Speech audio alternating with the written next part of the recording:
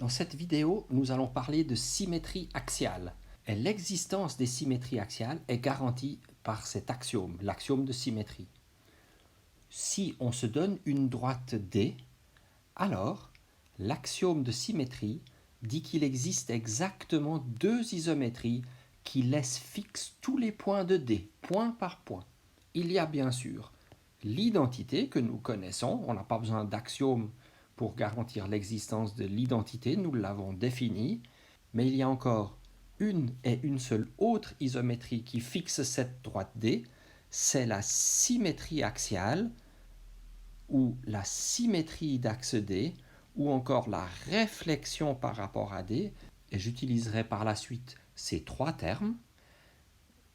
Comment est-ce que cette isométrie transforme le plan? On sait qu'elle fixe la droite, mais elle transforme tout point P situé dans l'un des demi-plans ouverts de frontière D en un point P' qui est dans l'autre demi-plan. Et on va voir que cette explication, qui ne semble pas très précise, détermine en fait complètement cette isométrie qui s'appelle symétrie axiale.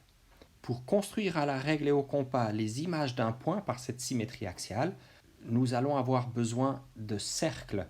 Et même si chacun sait ce qu'est un cercle et que nous les avons déjà rencontrés, on les définit ici dans la définition 2.6. Pour définir un cercle, il nous faut un point qui s'appelle le centre du cercle et un nombre non nul positif qui s'appelle le rayon, et le cercle de centre O et de rayon R est constitué de tous les points qui se trouvent à une distance R du centre O. On le note parfois C, ouvrez la parenthèse, O virgule R, le centre O, le rayon R, et on va aussi parfois l'écrire gamma OR. Je crois que vous avez déjà vu ce gamma majuscule que j'ai utilisé pour d'autres cercles. Grâce à l'axiome D7, pour tout nombre réel R, je sais qu'il existe un point sur toute demi-droite issue de O qui se trouve à une distance R. Donc je sais que ce cercle est une figure non vide. Il est constitué de tous les points qui se trouvent à une distance R de O, et il y en a. Très bien.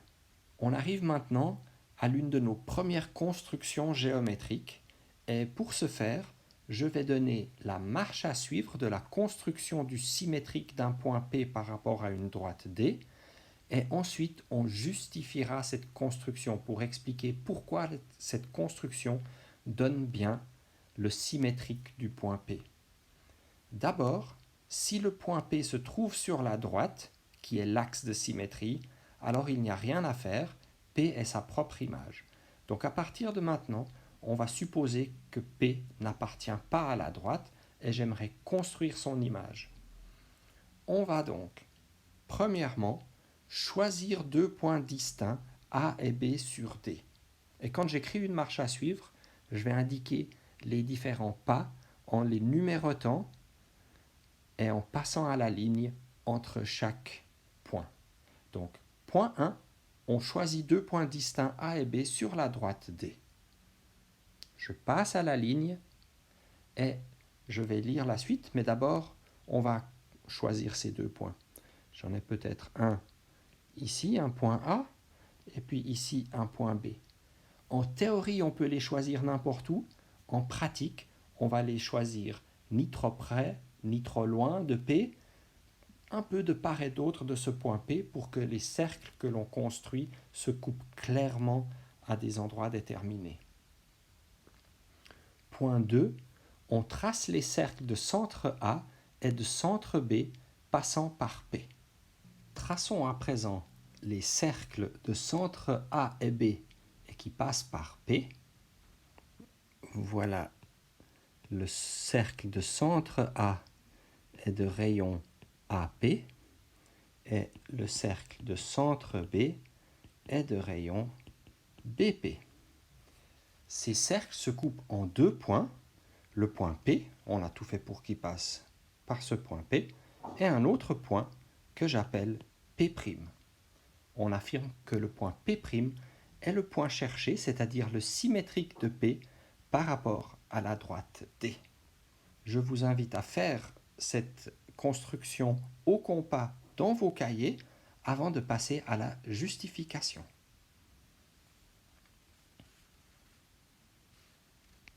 Donc dans cette justification, il faut que j'explique que la construction fait sens et que le point P' que nous avons construit est bien le symétrique du point P.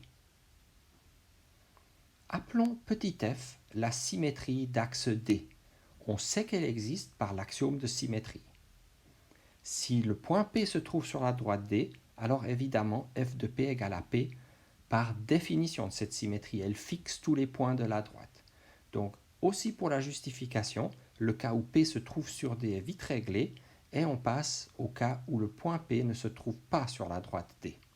Dans ce cas-là, les trois segments AB, AP et BP vérifient la double inégalité triangulaire qui garantit qu'on peut construire un triangle à l'aide de ces segments. C'est l'axiome D6. En effet, ces trois segments forment un triangle. Parce que P ne se trouve pas sur la droite D, les trois points ne sont donc pas alignés.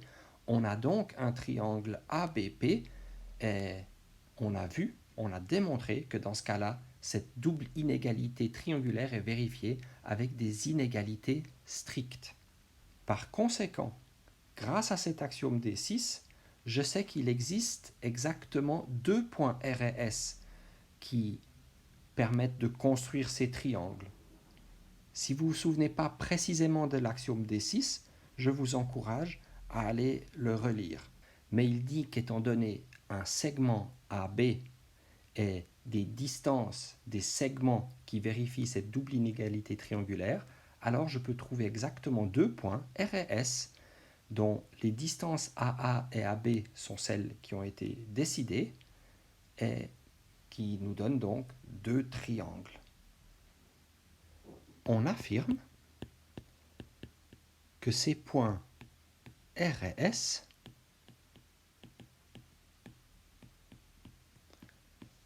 sont précisément les points P et P'. Regardons brièvement le dessin avant de retourner à la justification. Le point P se trouve à une certaine distance de A et je vais noter le segment AP, je vais le décorer avec un petit trait et je vais indiquer la même décoration sur le segment AP' pour montrer qu'ils ont la même longueur. Et PB a la même longueur que le segment P'B parce que tous deux sont rayons du deuxième cercle. Donc, ce qu'on a compris sur le dessin ici, c'est que P et P' sont à la même distance des points A et B. Et c'est exactement ça qu'on va expliquer dans la preuve et qui démontrera que P' est bien le symétrique du point P par cette symétrie axiale. Revenons à la justification. La première chose est claire. Clairement, P est l'un des deux points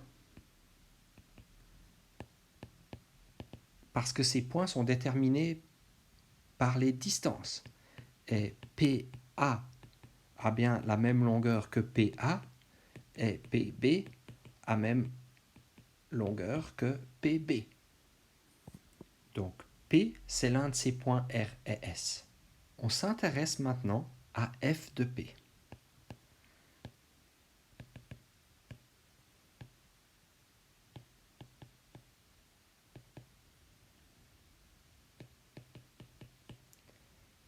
F de P, c'est un point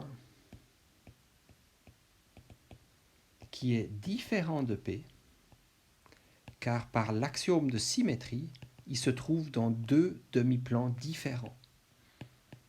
L'axiome de symétrie dit, si le point se trouve sur la droite, il est fixé, mais sinon, le point P est envoyé sur un autre point dans l'autre demi-plan.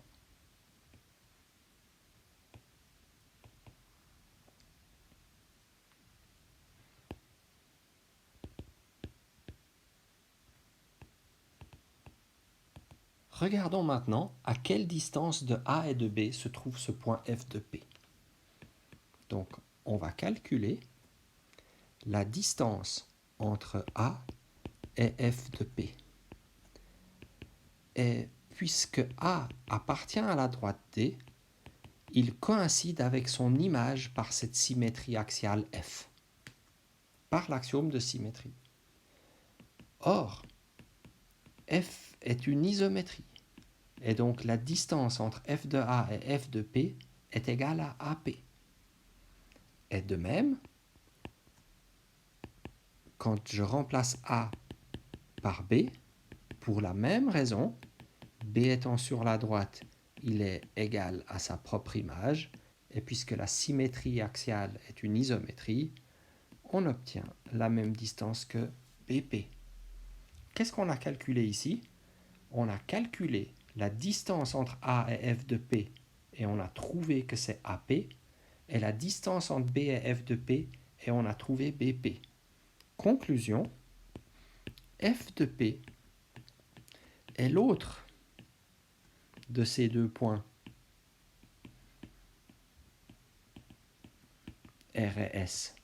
L'axiome de construction des triangles nous disait il n'y a que deux points.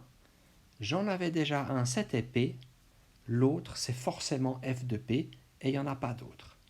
Pour terminer la justification, il faut que je relie ces faits avec l'intersection de ces deux cercles. Donc, pour terminer, on constate que AP' est égal à AP, car ce sont deux rayons du même cercle de centre A et de rayon AP, parce que P' appartient à ce premier cercle, et BP' est égal à BP, car ce sont deux rayons du deuxième cercle de centre B et de rayon BP. Ainsi, P', qui n'est pas égal à P, doit être égal à F de P. Et j'ai terminé cette justification sur la base de nos axiomes, de nos théorèmes et des propriétés des objets qu'on a déjà établis dans les chapitres précédents.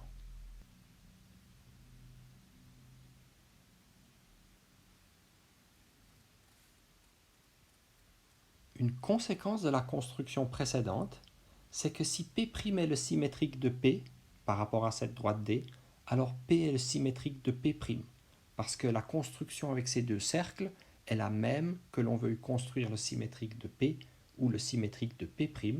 Il suffit de choisir l'autre point d'intersection. Par conséquent, ceci démontre la proposition 2.7, une symétrie est son propre inverse.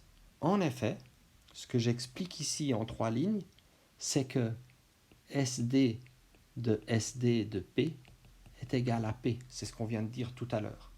Donc, d'abord faire la symétrie axiale d'axe D, puis encore une fois la symétrie axiale d'axe D, je reviens à mon point de départ. Ceci montre que la symétrie axiale est son propre inverse.